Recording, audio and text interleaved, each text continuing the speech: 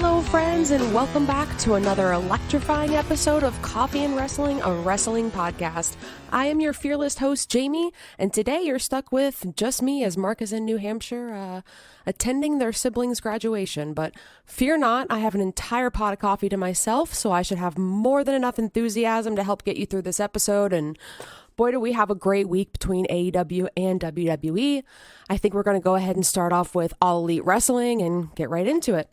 All right, so the first match I want to start off with, and this is in no particular order as far as AEW goes and WWE. I'm just talking about the things I want to talk about, but starting off with Drew Listico and Preston Vance taking on Jungle Hook, which is Jungle Boy Jack Perry and Hook. They had a Texas Tornado tag match, which I thought was really fun. I definitely am happy to see more of Preston Vance, somebody that's not really utilized as much lately. Of course, Jungle Boy and Hook came off super face, which is fantastic. They work really well together. They're both super young, super talented, but both looked great, especially Hook. I think out of everybody in this match, Hook looked really good. Preston Vance looked great too. Unfortunately, his beautiful face was covered in blood. Hook really did a number on him. He got his payback later, but Hook really got a good one on him. He punched him. He wrapped his hand up in metal chain and punched Preston Vance. I don't know if that was an intentional thing that he was supposed to actually hit him that hard and make him bleed. The way Preston Vance retaliated and gave him those receipts, I am going to go with no. It wasn't supposed to be like that, but it really elevated the match. Anytime I think you add blood, it makes it a little bit more interesting. People are, with the oh shit chants, and Preston took it like a champ. He really got up and just kind of kept going with it, which was great. He was like in a rage, like a barbarian rage. If you play D&D, you'll get that. But he really did a good job of getting back at Hook. Hook actually put him through a table later too, which was a good spot. Thankfully, nobody gets hurt. AEW is bad at having people get, unintentionally hurt through those table spots. So thankfully, it wasn't anything too bad. I think Preston Vance ended up with like 10 stitches or something later. He said it was no big deal. But I really liked it. Jungle Boy ended up getting Drew Listico to tap with the snare trap, which I thought was really good. So is it going to do anything huge for these guys? Not necessarily, not really a storyline, anything going with any of these guys in particular. I don't know what the future is for the FTW Championship. I really don't know what the future is for Jungle Boy, who seemed to have been going more towards Jack Perry than Jungle Boy, not so much lately. So I'm not really sure what's going to happen with these guys, but at the very least, at least they're getting the TV time that they deserve. Next up, we have the BCC taking on Chaos. A lot of people were really confused as to why they were being called Chaos, if they had changed their name. I think this is just to enlighten everybody and help them to understand a little more about what's going on in NJPW. Chaos is a faction in NJPW. Their leader is Okada, who is facing, of course, Bryan Danielson at Forbidden Door. That's happening later in June, which I'm really looking forward to. I think this was just Tony Khan's way of trying to help everybody to understand that Chaos is a faction in NJPW, that there's a lot of people that are on the AEW roster that actually do fight in New Japan. So what a great way to show this off without bringing, anybody so far over from Japan. Anytime you get Rocky Romero facing Jon Moxley, it's really fun. I enjoy it because they are real life good friends, which is really funny. The whole reason that Jon Moxley actually went into working in New Japan, because he has before, was because of Rocky Romero. If you haven't read Jon Moxley's autobiography, you really should. It's great. I think I've said it before, but he writes it like he's talking to you, so it's very Jon Moxley way of speaking. He puts in like little factoids about like movies and then like music and stuff that he likes, but he talks a lot about his time in New Japan and how he didn't think that he was going to be able to adapt to that Japanese style of wrestling, which obviously he is able to do, but it takes a long time for somebody like, especially like John, that isn't used to that type of wrestling to learn how to do it. So this is fun. It was a great match between BCC and Chaos. Unfortunately, Chaos didn't end up getting the win, which I think we all knew was going to happen. I loved Bryan Danielson on commentary for this. He was just perfect in this because he wouldn't let Chaos get the upper hand as far as like being the better team. He would say, they're trying their best, they're giving their best, but you shouldn't be pinning that light. You should be doing this, you should be doing that. This is the BCC. You really need to take us seriously. So I really enjoyed Brian on there for sure. On Rampage this week, there was a 4-way match between Mercedes Martinez, Sky Blue, Nyla Rose, and Britt Baker, with the winner being the number 1 contender for the AEW Women's Championship, who is currently held by Toni Storm. The match was really good. The promos ahead of time were incredible. Mercedes was so intense on hers. She is the former ROH Women's World Champion, and I thought she was fantastic when she held the belt, but her promo beforehand was incredible. Just based off that alone, she was coming in with some intensity that nobody else had. So I kind of thought maybe that she would get it. Deep down inside, I really did hope that Sky Blue was going to win. But obviously she was the underdog. She's the only one here that has never won a world championship belt before, and the youngest by far. So seeing her in this match alone, she had a lot of tough competition. It was really cool to see Britt Baker and Shida working again together. Shida came out and helped when Marina Shafir wanted to interfere in the match. So as Shida would, she grabbed her kendo stick and drove Marina Shafir right out. So the two of them were out of there, which just left the 4 actual women within the match. At one point, Nyla was trying to do that like crazy top rope move where she jumps off and hits you on the apron, and Britt Baker actually pushed her off. I know Serpentico actually absolutely loved that spot. So she was out for a while. It was basically just down to the other 3, Mercedes, Sky, and Britt Baker for a while. At one point, Britt and Mercedes are going really hard up against each other. Britt actually pulls Mercedes' legs out, gets her out of the ring, and that gives Sky Blue the opportunity to hit the code blue on Nyla, and she actually picks up the win. This is really interesting because, again, obviously she's the underdog here. We know that Toni Storm's going to do a great job of putting her over. That's what Toni Storm does, especially as the champion, but I know Toni Storm is a big fan of Sky Blue, so this is going to be, I think, a really good match. I think it's going to really push her in a good way. Her first main event match, she won, so this is huge for her. She actually just did an interview with RJ City for the AEW YouTube show that they do. It was really funny. Poor Sky was absolutely nervous with RJ there, hitting her with all the questions, but really funny. You should definitely take a second to go and watch it. But she actually tells the story about how she was excommunicated from her church and caught somebody on fire, which is hysterical. If you, not that you catch somebody on fire, but that somebody as sweet as Sky Blue would do something like that. So it kind of puts like a different perspective on her. Random story. My mom did that as a kid too. She didn't like to tell me the story. I'm sure it's horrible, but on the bus, she randomly lit the girl in front of her hair on fire to see what would happen. So she didn't turn out to be an amazing wrestler, although Sky Blue is doing a great job so far. Moving on to another champion, we have the TBS champion, Kris Statlander, who took on Anna Jay.A.S. I think she's still going by. I don't want to spend a whole lot of time on this match, but I did want to say that I thought it was a really good effort by Anna Jay. Of course, Kris Statlander is still your TBS champion. She signed that at the end of the match, in case anybody didn't notice.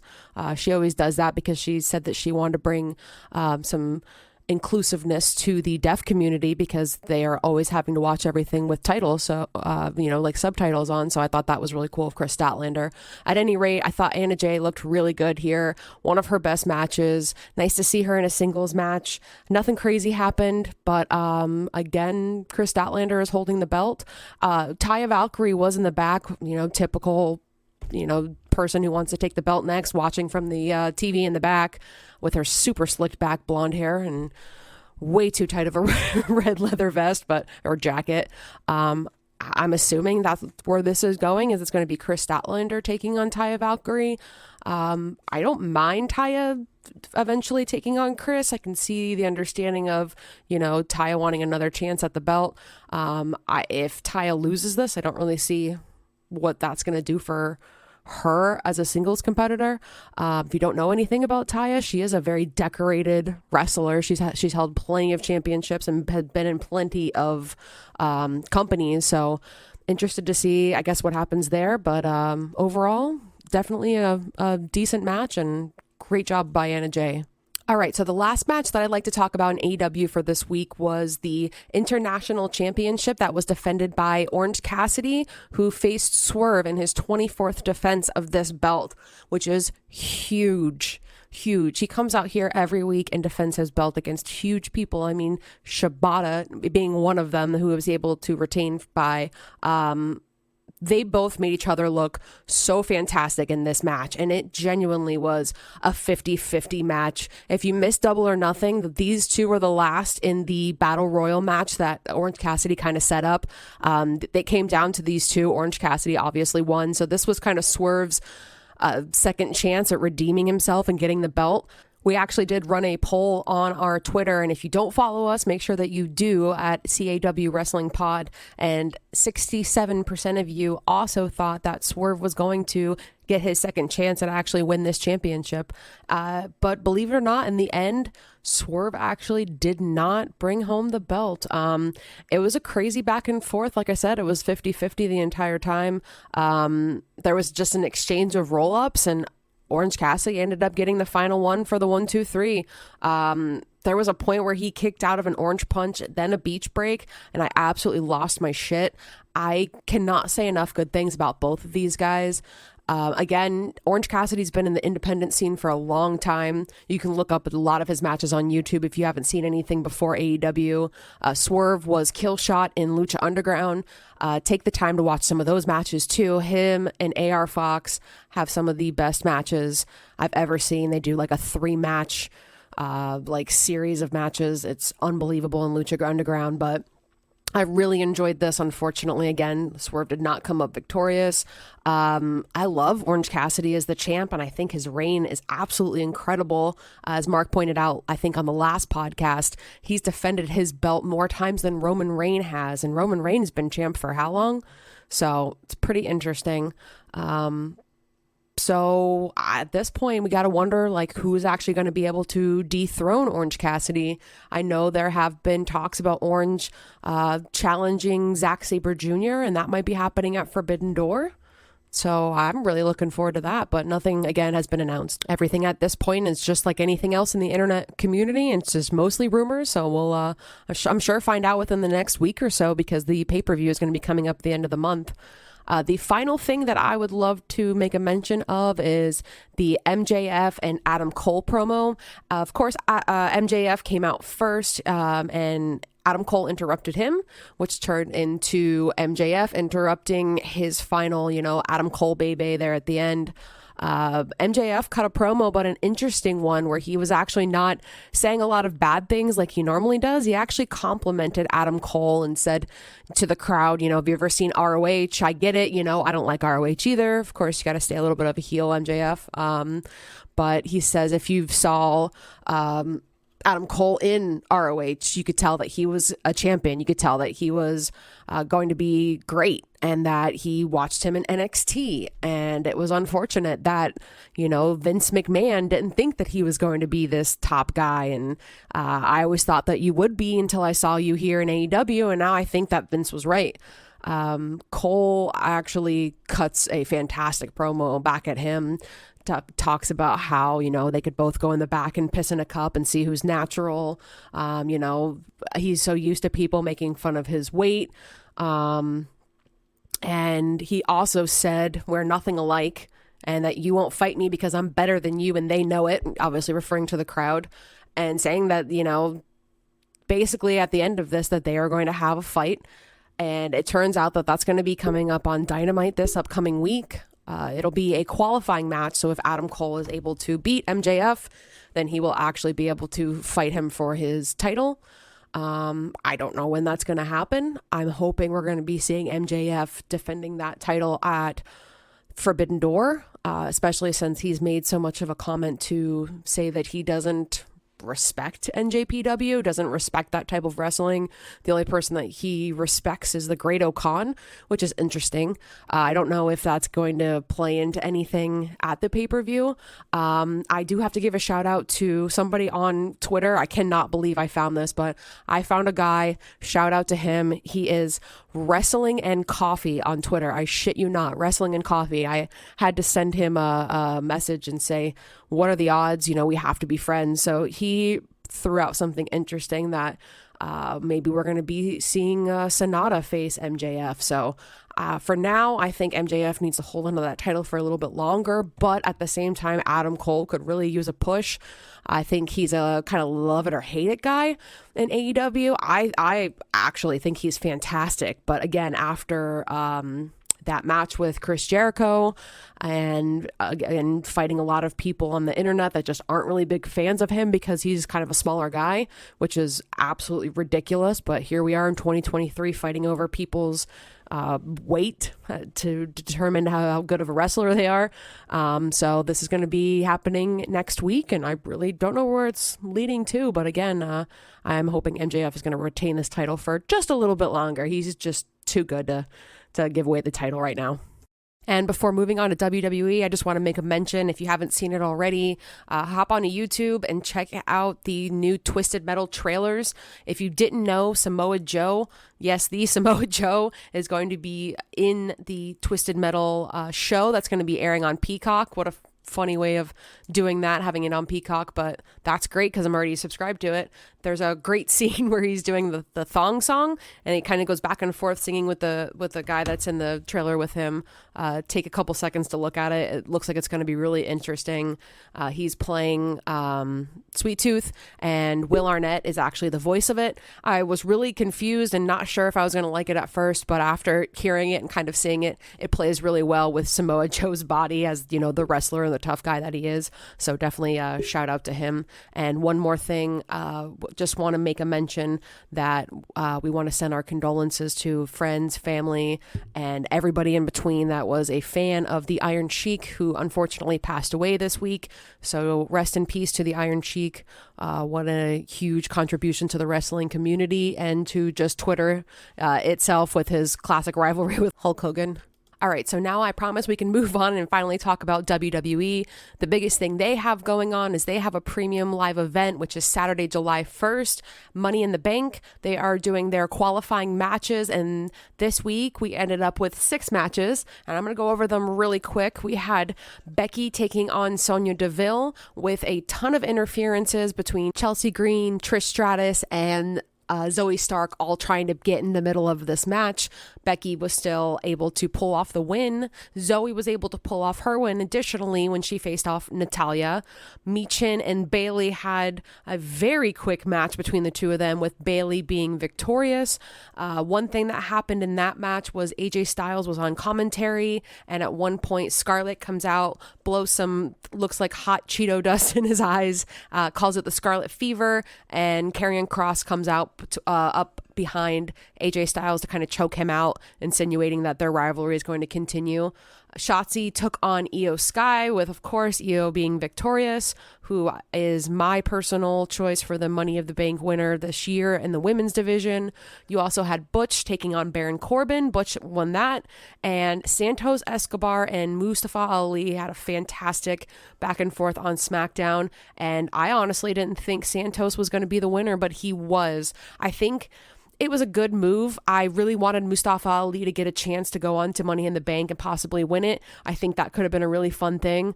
I'm not mad at Santos Escobar winning this, though, because I think not only does he need a win, but the LWO in general really needs this win. So that's going to be very interesting.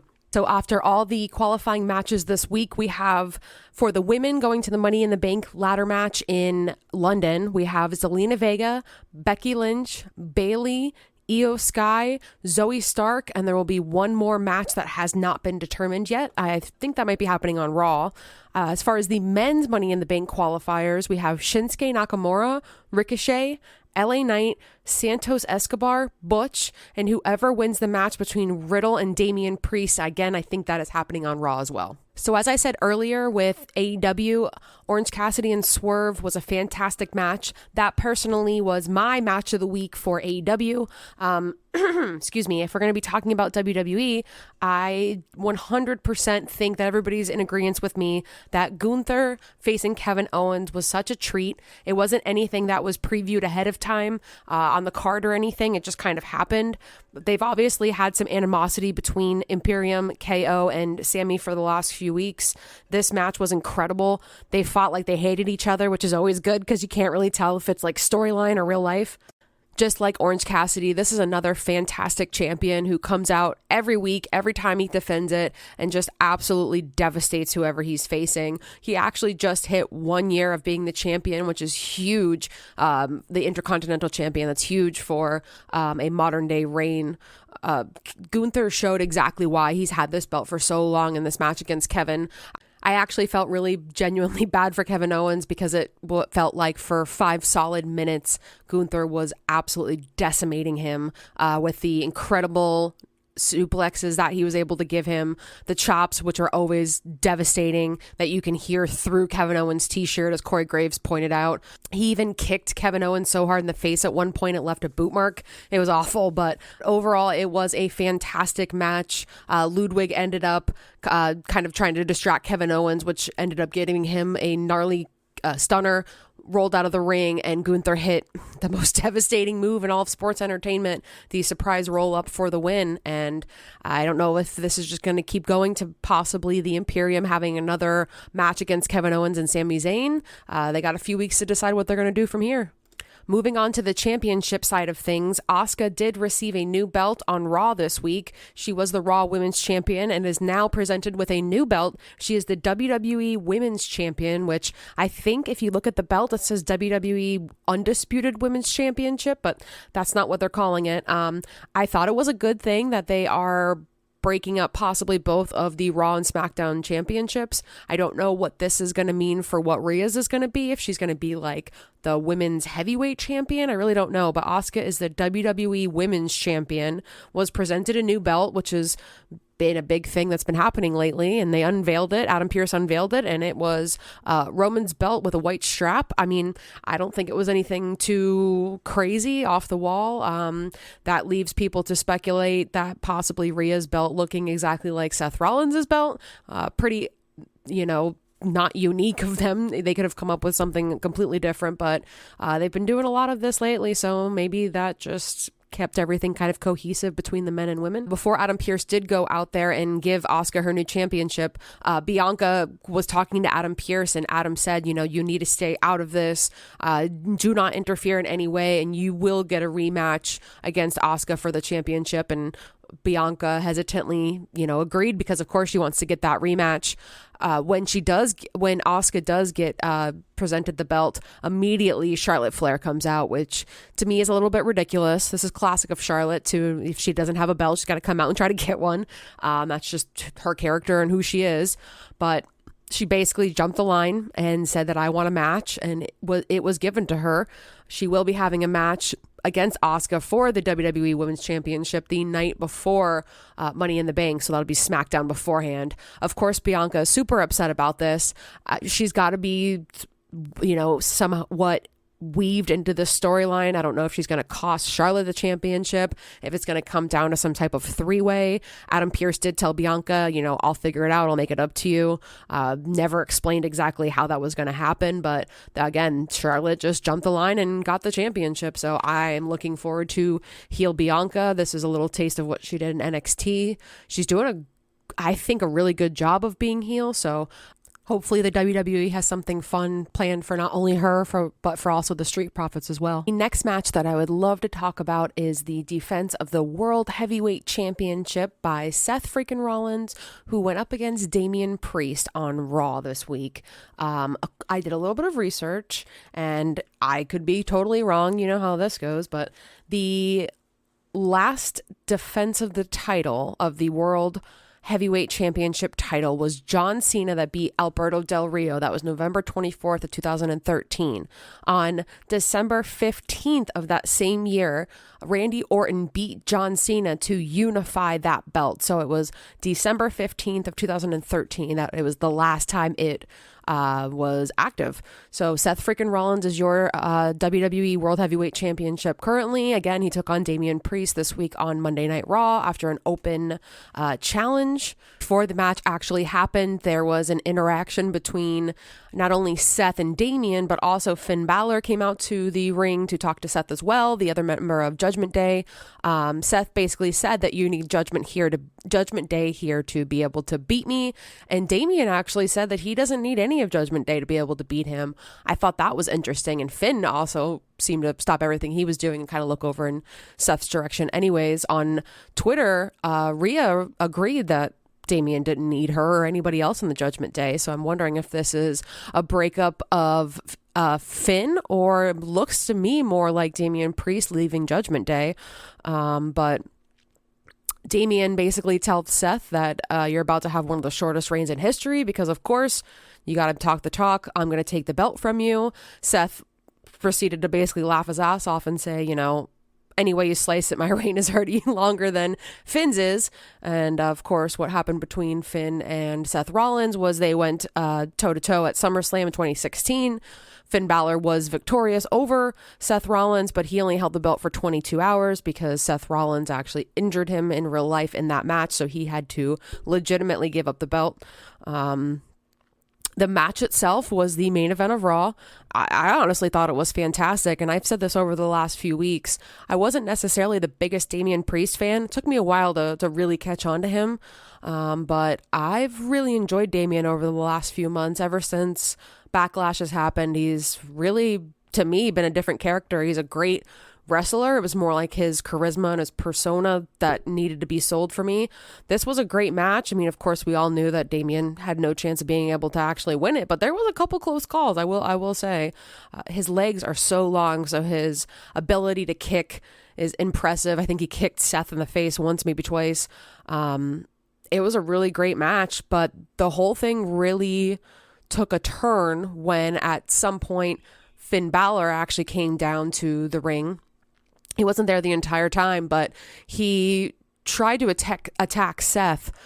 Seth was able to escape from him, but Damian was really like, what are you trying to do here? Like, why are you out here? He was very concerned as to what was going on. So at the end of the day, Damian, of course, ends up losing, but Finn and Seth are the ones that are left in the ring at the end of the match. And I think this is just possibly leaning more towards a rematch between Finn and Seth again.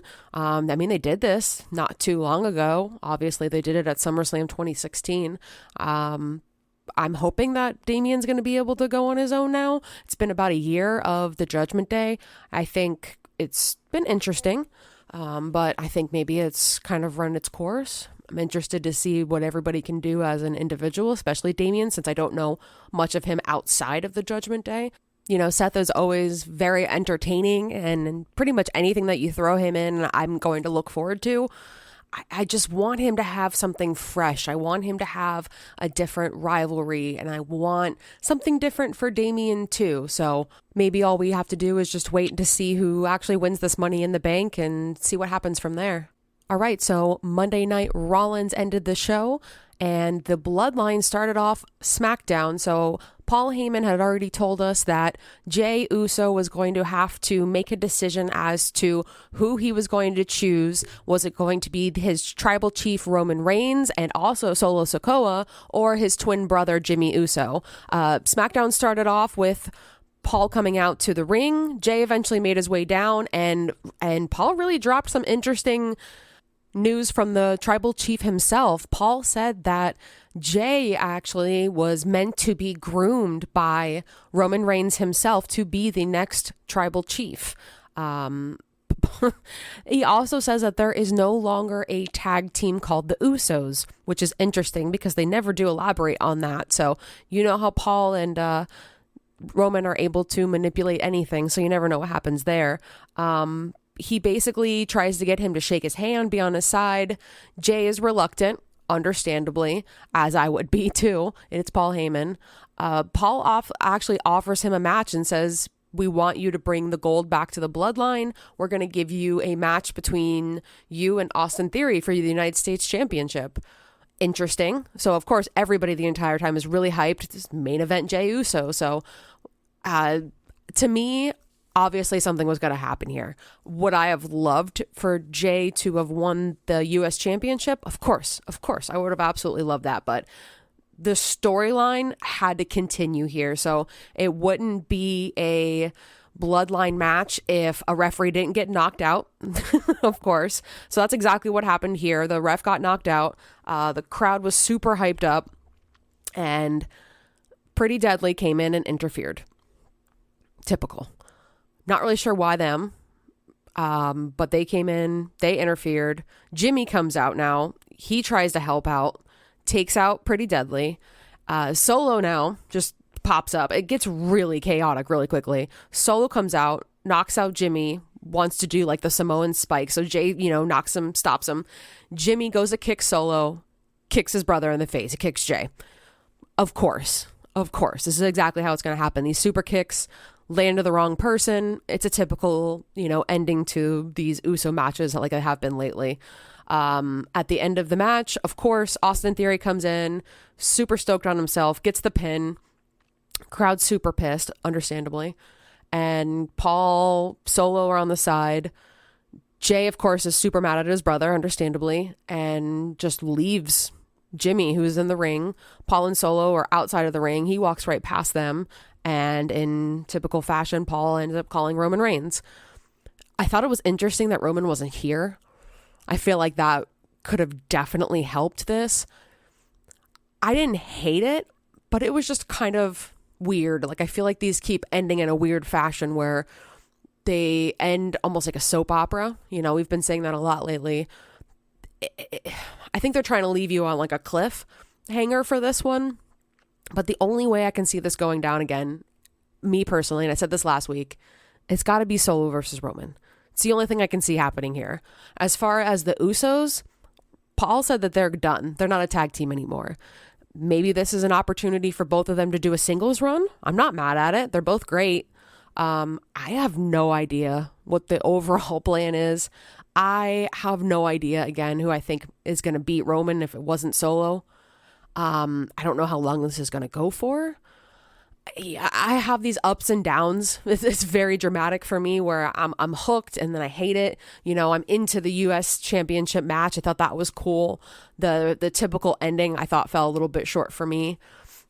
I'm going to stick around. I'm going to be interested. Of course, we're going to find out, what happens with Roman, and there's going to be more with Jey. I need to genuinely feel again like Roman is on the cusp of losing this belt or losing the entire bloodline. I don't feel it. And I feel like that's maybe why I'm not fully invested, is because there's no defenses of Roman's belt. And whoever wins the Money in the Bank briefcase, I feel like is not going to be cashing in on Roman. I feel like it's so clearly going to be, Gunther, or more than likely Seth Rollins. There's no real established storylines for the next pay-per-view. They only have a little less than a month to plan for this. With everything that's going on with AEW this month, they have Forbidden Door at the end of June. They have Fight Forever. The video game is actually coming out at the end of June. So there's a lot. A Collision is happening next week, June 17th, which is Mark and I's 12th anniversary. What a way to celebrate. Tony Khan did announce the match that is going to happen for that, which is CM Punk and FTR versus Samoa Joe and Bullet Club Gold, which is Jay White and Juice Robinson. So I suppose we should expect a couple new rivalries coming out over the next couple of weeks, especially with this Money in the Bank premium live event happening over the next few weeks. Real quick, I want to go over the matches that are coming up between Raw, SmackDown, and Dynamite. Usually Rampage doesn't get posted until later in the week, so I'm going to give you everything that I know so far. As I said earlier, there is a Money in the Bank qualifying match between Damian Priest and Riddle. Cody Rhodes is going to be facing The Miz. He's still dealing with that broken arm, and they're still going to let him fight. Kevin Owens and Sami Zayn are going to be taking on Imperium. Looks like again, even though that's happened over the last few weeks. And as for AEW Dynamite, we'll be seeing the Blackpool Combat Club taking on the Hung Bucks, which is the Young Bucks and Hangman Adam Page. Also, all of Mogul Embassy will be taking on Orange Cassidy, Darby Allin, Sting, and Keith Lee. The TNT Championship will be defended by Wardlow, who is taking on Jake Hager. Since Sky Blue was the winner of that four-way match, she will be taking on AEW Women's World Champion Toni Storm. And there's also an AEW World Championship Eliminator match. MJF is taking on Adam Cole. If he wins, he will be getting a actual shot at the AEW World Championship. Finally, over on WWE SmackDown, there will be a tag team gauntlet match.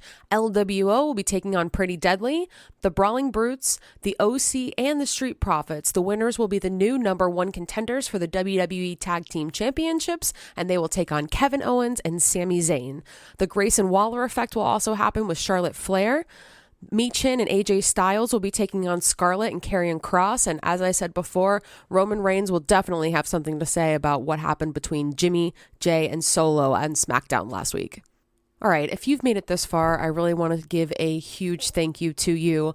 I had to do this whole entire thing without my other half, but I really appreciate it. If you haven't already, follow us on all social media platforms. We are on Facebook, Instagram, Twitter, even YouTube at CAW Wrestling Pod. If you could do us a huge favor and give us a 5-star review on whatever platform you're using to listen to this podcast, and make sure you join us every Monday for a fresh cup of coffee and wrestling, a wrestling podcast. Again, this has been Jamie, and thank you so much for listening. We'll catch you on the next one.